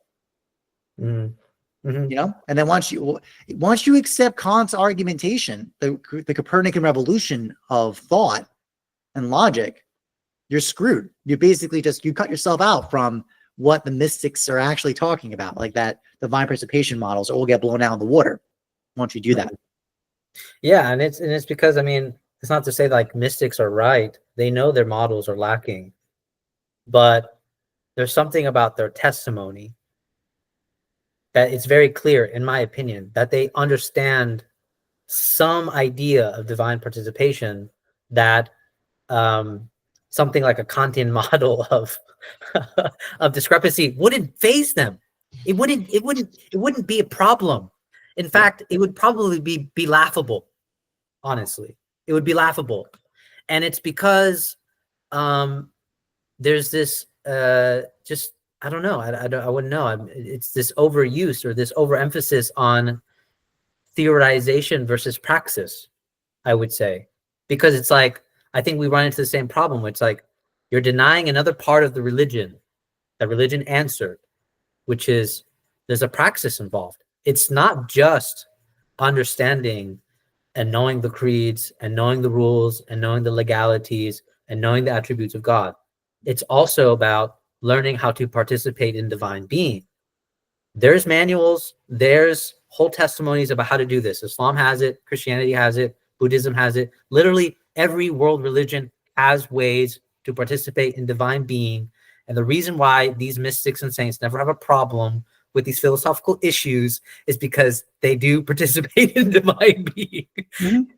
But the thing is, the models are lacking. The mystic will always be insufficient to the philosopher. That is true. I will always accept that. The mystic is always insufficient to the philosopher because the mystic is not a philosopher. They can try to philosophize, but they are interested. What they're interested in is completely different. They're interested in participation in divine being. They're not interested in necessarily laying out to you what the world is as it is. Fundamentally, if I make a distinction, a mystic knows that the soul has to be transformed individually. Yes. Yeah. Right. Versus the project of philosophy generally abstracts away transformation and change. The world has to change, not me. Yes. If I had to make a clear, if I had a really good clean dichotomy distinction, that's probably what I would spitball it. Which is really funny when Kant's Copernican revolution is to say, oh, the entire logic, all this compositions of substances, it's in here. It's all this. There's nothing out there. There's just the manifold. There's just datum. And the manifold gathers it all together and then operates on it through the logics of time space. So time space doesn't actually exist out there. It just exists in here, which is really funny because then one make the argument, then that would seem like, oh, then it means actually it is about us. Like it's, see, actually, I feel like a mystic would hear that and go, well, yeah, but then how good is your ticker, is your instrument? How are you perceiving reality? How good is it? It's probably lacking.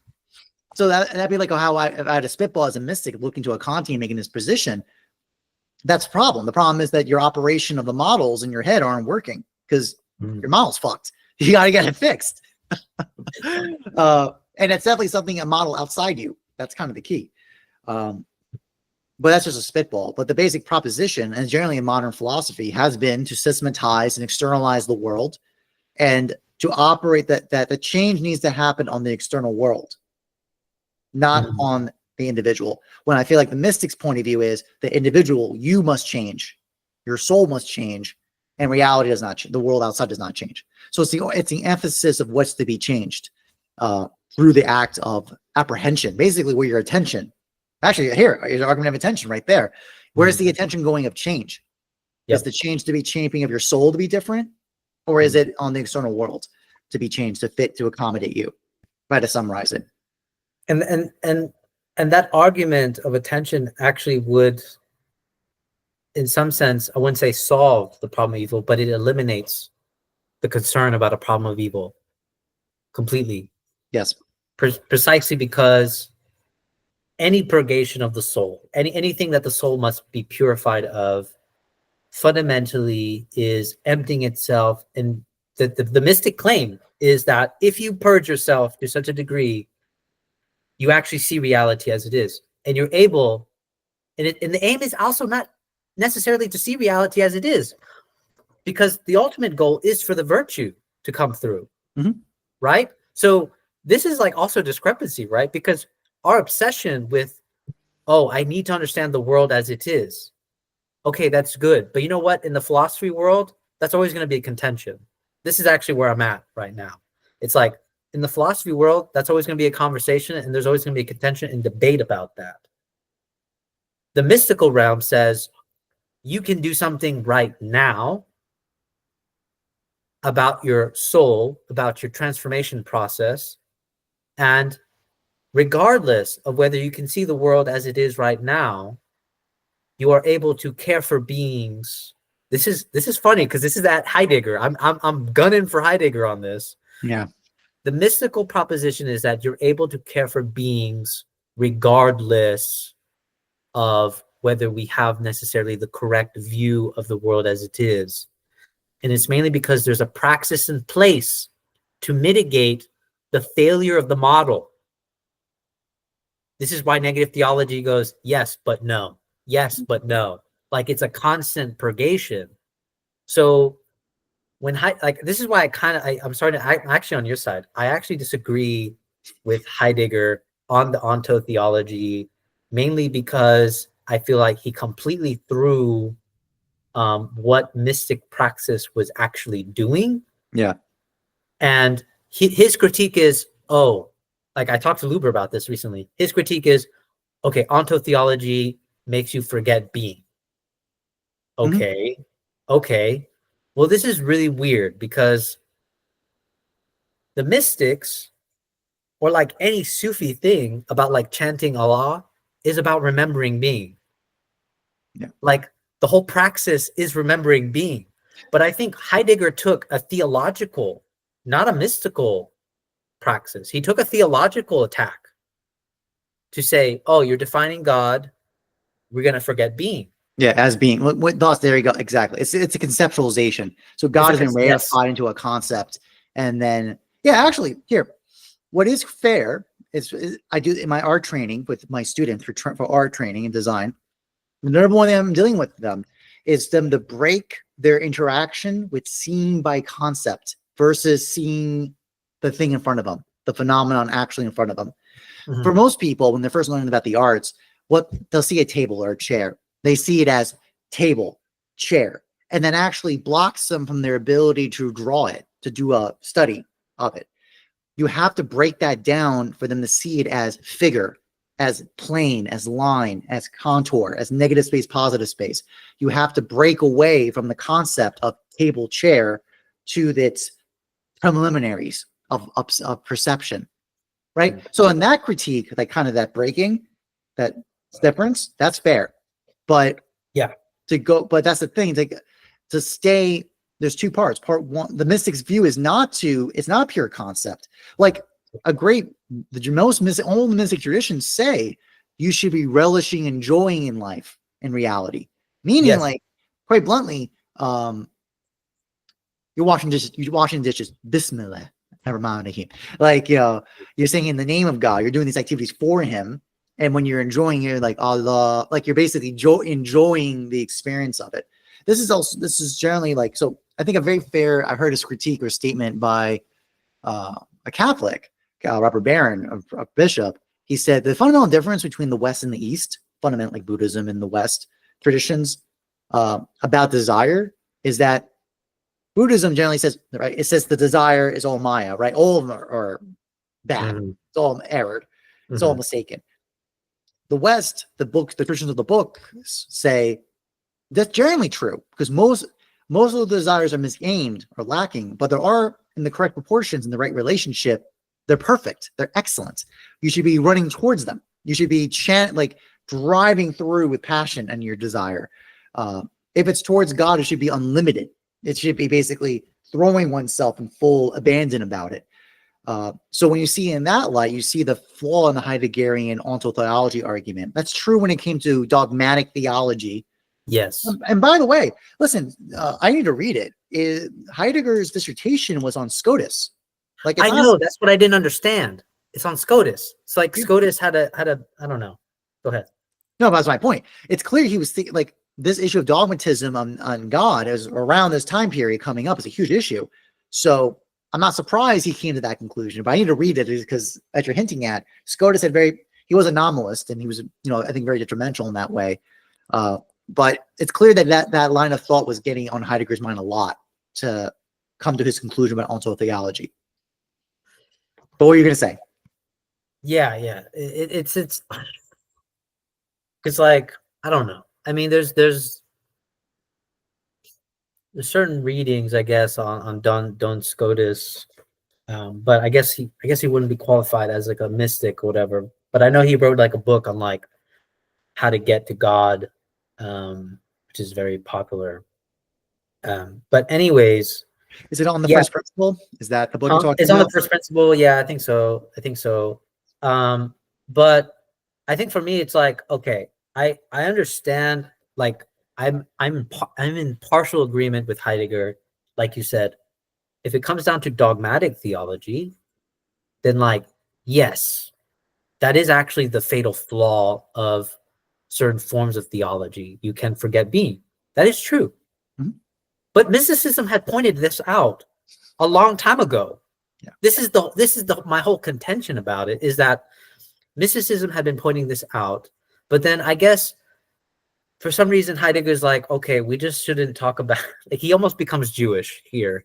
He's like, we shouldn't say God is being, right? And like the Jewish, like, the Jewish limit of like, you can't say God's name, right? Right? You can't say God's name. I almost feel like Heidegger is doing an analogous form of like, we can't say God is being. We just have to think being. But this is actually my reversal, I would say. It's not about forgetting being. Well, it is about forgetting being, but I would say this. When your focus is on being, and I think this is the paradox, and this is mainly have to do with the kind of fundamentalism, the kind of dogma. When you focus on being, you forget about beings. When you focus on beings, you remember being. This is why I like the mystical praxis over heavy theological concepts, because what it is that this is kind of goes with Heidegger, but then also not, because he's still doing the same thing. He's still saying we need to focus on being. My thing is, and actually a Jewish scholar wrote this, he goes, you shouldn't put God first, you should put God second. Because if you put God first, I think the same sin happens, which is what you're talking about, Jockin, is you start to see through the concept and not through the experience, the perception. Because I don't encounter God. I don't encounter being. I encounter beings. But when I encounter beings, I can encounter God. This was actually Buber's whole point. Yeah. And this is actually the mystic's whole point of view. When you encounter beings, you can encounter God. Or when you purge yourself, you can encounter God. But it's this weird thing where it's like, this is why the fixation on being is so weird to me sometimes in philosophy. Because even though being needs to be addressed and philosophically discussed, I actually think the rigorous point of virtue is that you can only get through being through beings. You can only maybe have a proper conception of being through beings. Love your neighbor, virtue, compassion.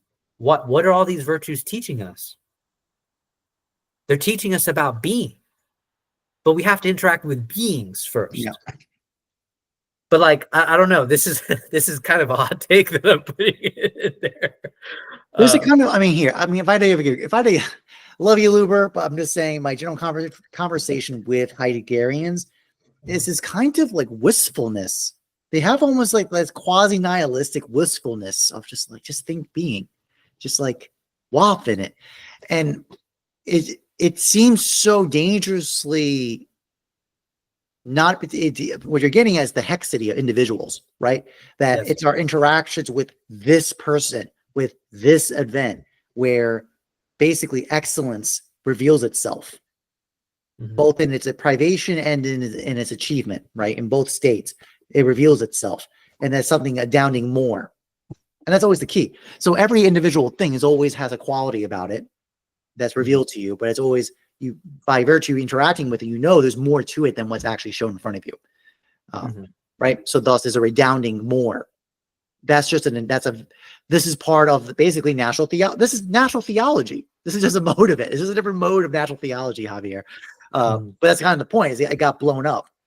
Because once we got suspicious of appearances, the biggest problem with philosophy has been the problem of appearance versus being. What's being? What's reality versus the appearance? What happens when the appearances don't match the reality, when you can be deceived, right? This whole point you brought before. It's the same issue over and over again. And then when we get concerned is, well, what if all the appearances we use to infer out being and then God, and I would agree generally I think it is fair, the critique, to say to complete God with being is a little much. God is actually more than that. But the point is that those modes of inferencing, what if those appearances are wrong? then what are you going to do? Then you're trapped or you're stuck and you have no way to get out. So that's where all this anxiety is coming from. It's this great suspicion of appearances. And the project of Heidegger is trying to restore that, right? By getting us back to being and to kind of see things and have Dasein, give care, to attend, to attune. Like he's giving all this emphasis of the aesthetic experience we said at the beginning, which I'm sympathetic to. That the real divine interaction, the mystic experience, is to be in a state of participation, of penetration, like an inner penetration of the other and the self. Very scary, very demanding, and with an orientation to shape oneself to come in deeper and deeper love with the beings of reality. I think that'd be a way to summarize all that together, as opposed to cognizing on it and creating abstractional symbols, which are meant for the purpose of protecting the self and changing the outer world. See that right there. That's where I would say, like, for example, Freud would be right about religion. That's where I'd say Freud is right about religion, because Freud literally says, in his most like simplistic way, he's like, oh, well, religion is basically like a child's wishfulness, a child's wanting security from the father, right? Like this, when you don't go through a purgation process, you remain, or you are tempted to remain, in a kind of wishful thinking, and it protects your ego. Like your idea of God is actually not God, but what your ego identifies with. And that is exactly, in my opinion, it fully falls into Freud's critique. But the problem is, Freud says that's all there is. That's where he's mistaken. Which I disagree. And I think Heidegger also falls perhaps into the same trap, except a little bit with more nuance. He falls into the same trap, which is to say, I mean, I guess the problem with ontotheology is, in my opinion, is just this, that theology has always been a developing thing, and we have enough history to say that we have pointed out this problem a long time ago, right? Like mystics and everything, I pointed this out a long time ago. The problem is, one argument, if I were to be generous to Heidegger on this, other than the generous stuff that you already have said about him, is that it's possible that Heidegger needed to do this move to get philosophers out of this temptation, right? Because they obviously weren't looking at the mystics and the saints for what they have been obviously saying for a very long time about this conflation that your soul is always tempted to make. This is why it's kenosis. This is why it's emptying. This is why it's always this kind of letting go-ness. And even Heidegger gets this, starts preaching this sense of letting be, let being be. He's doing that, but from a philosophical move. So I could say, like, okay, Heidegger is good because he promotes it from a philosophical move point of view, that for some reason nobody decided to like look back at the mystics and be like, look, they've been talking about this for a long time. But yeah, that's me being, I guess, as charitable as I can to Heidegger. I'm just like, I guess it just ends up being a necessary move for the brainy people. Yeah, I mean, also, to be fair to Heidegger, I agree with his general diagnostic, which is, we done fucked up. Like, we got to go back. Like, this project failed, guys. The post-Kantian moves have failed, and we got to go back. He went to the Greeks and tried to restore them. And by the way, his project failed. That's the thing too. Like, that's the key thing too. Heidegger's project failed. Like, no one was talking about that fact, but it did. It failed. He knew his logic wasn't strong enough. And actually, I think a fair critique would be he didn't understand. Like, he was too Kantian for his own good. Even as he knew this project failed and he has to go back to the Greeks, and he did a great job of trying to restore them and show. And it's very fair that in the development of the Greek thought into Roman and then scholasticism, and then after that, the Enlightenment period, that there was a flattening of the multidimensionality of the Greek thought process. Very accurate, very true. There was a dimension compression, and that led to a certain mode of interaction, which led to our summary point of the relationship of thought of the self, of the subject, the self, and the other, the external world, has been one of changing the world. And the self is fine, right? It doesn't need to be changed. We don't need to change. That needs to change. If I had to summarize it in a really coarse way. Hey, listen, that's really fantastic when I'm freezing cold and I want to be in a hot room. I don't want to be in my room heated. Like, I'm not going to sit here and deny that's not awesome. Of course it is. It's not a very good function in that way. But that line of thought is not going to help the problem of how's my soul going to orient with the divine? It's not going to answer that question. It can't.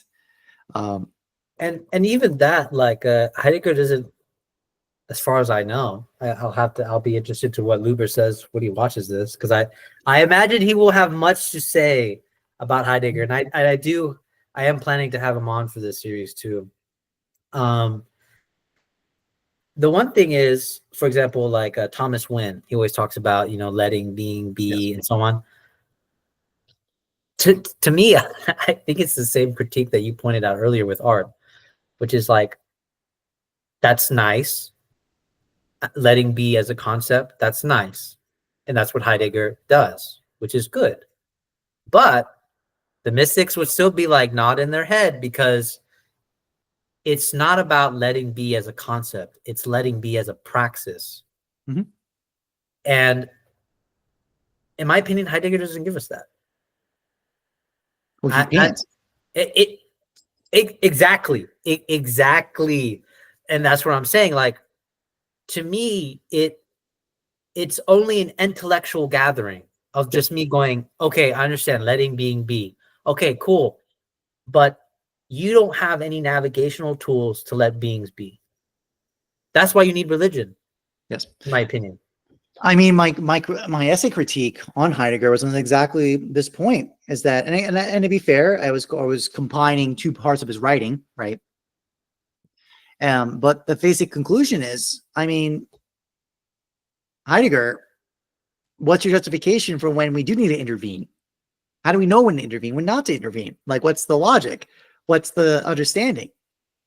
At least a mystic would give us the answer is, well, of course you would know, because you'd be in the circumstance.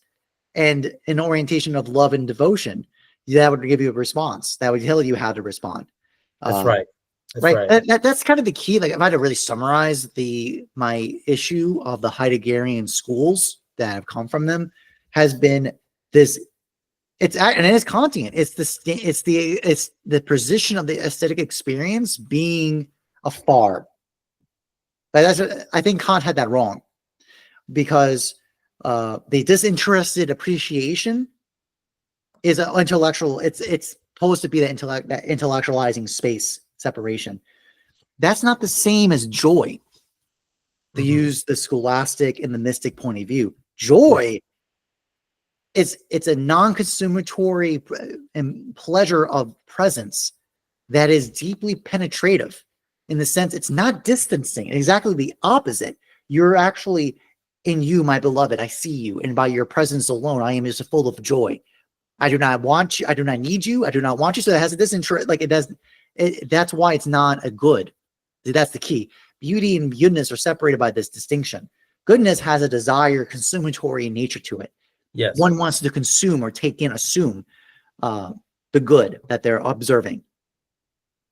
Beauty is something that by the simple presence and closeness to it, not even consumption, you just have to be in presence with it, one gets joy out of that. And there is no wish to consume or take in. There's actually just letting be. But it's not disinterested. It's actually quite the opposite. Because things that are beautiful, you're drawn towards. It's exactly the opposite orientation. So that's if I give a summary note of what's lacking in the Heideggerian mode, is that lack of the divine love, of inner subjective penetration, of the self, the subject with this space, which is also, again, like why the Kantian model, the object-subject distinction, the art experience challenges it. In my opinion, I think Kant got away wrong, because any artist would tell you, like, the work with, like, you are going to sit there at some point and go, what does the painting want? What does this piece of wood want? That is absolutely not the idea in the head of the maker that then is just implanted externally onto the material, kind of stamped on instead. That's not the aesthetic experience of making. And Luber would agree to that. He's talked to me about this. Like in screenwriting, all these works of art, there's always these moments of like the work has its own momentum, its own kind of soul that you're kind of participating in, and you're kind of seeing what does it want, and you're working with it. So it's less even, it's not even you making anymore. Now it's the logic and it's the structure and soul inside that work that is you're participating and working with. Yeah, and I guess we can start tying it up. No. So that way I can just leave it at flat 2 hours. But yeah, I mean, Thomas Merton, I recently read like his contemplation on joy and distinction between pleasure and pain. And he said, you know, joy, there can be elements of joy that is identified with pleasure, but also pain can be in there as well. But fundamentally for Thomas Merton, joy is beyond those two in a way. And ironically, you would be disinterested in the suffering that is there, which is really interesting when we talk about the artist trying to make something. Because there is, you could say, a kind of displeasure or pain or suffering, but it doesn't really matter. It doesn't like really matter for the artist, I would say. Like when you're really in it, the pain or the pleasure is not something of interest. There is something beyond those two that is like joy. It's like it's a joyful kind of thing. But yeah, I don't know. I was thinking about like joy being, you know, if that would also kind of ironically answer some of the problems with evil, because obviously people, you know, associate evil with displeasure. Yes. So, you know, if there is displeasure, why does God allow displeasure? Blah, blah, blah, blah. But then we fall into this trap of only pursuing pleasure. A lot of people argue this on a moral basis, but then there's this concept of joy, which I think a lot of the mystics point out, which is you're sort of indifferent to the dichotomy of pleasure and pain, precisely because you're in the presence of the beloved. You're in a separate different category. Like it's a completely separate different category.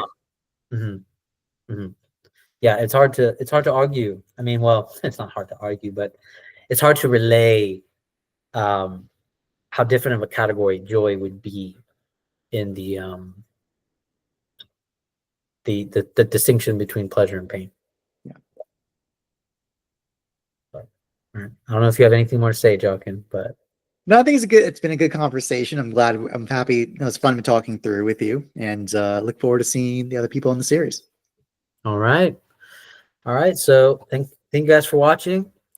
This was a good conversation. I think we really went through all the developments from Islam, cultural givens, talking about God, cultural givenness of God, why do certain theologies, why certain philosophies fall short, the mystical praxis. I mean, so much good things. And this idea of interpenetration, which I think to me is still probably the strongest argument, even though I know people don't like an argument like that because it requires you to do something. That's just like it requires flesh to risk and involved in this. But yeah, thank you for being with me on this, Jockin. It's a pleasure. So let me, if I can even cancel this recording, let's see. There it is.